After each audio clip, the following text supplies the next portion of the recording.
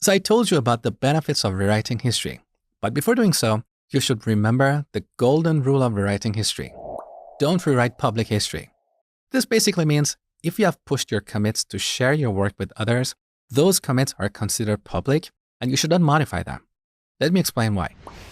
Let's say our local and remote repositories are in the same state. They have the same history. And now we want to modify B. Here's what you need to understand. Commits in Git are immutable, which means once we create them, they cannot be changed.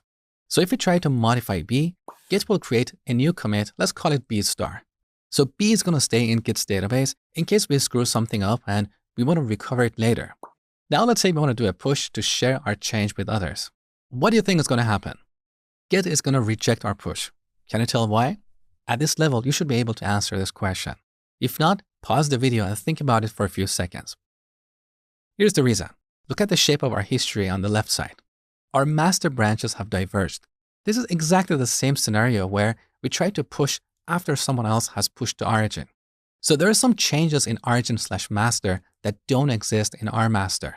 In this case, first we have to merge origin/master into our local master, and then we can do a push. Now our local and remote repositories have the same history. But look at what we have done here. We have created this nonlinear, noisy history. These two commits, B and M, are completely unnecessary. We wanted to modify B and replace it with something better. So why should we keep it in history and share it with others? So now let's look at an alternative solution. We're back in the previous state before we did a push. So if we do a push, our push is going to reject it. Here we can use the force option and force Git to overwrite what is in origin with what we have locally. So in origin, Git is going to drop B and replace it with B star. And then in our local repository, Git is going to attach origin/master to B star. Now we have a simple linear history. So you might think this is great. We should use the force option all the time. That is not true. Let's forget about our local repository for a second.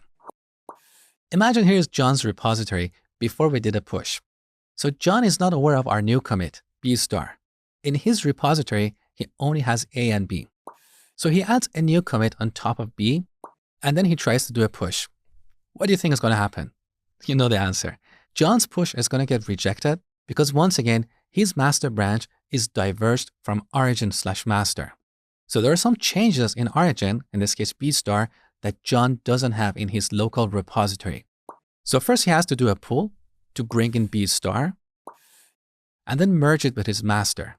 Now he can do a push to share his work with others. But look, once again, we have created this noisy, nonlinear history.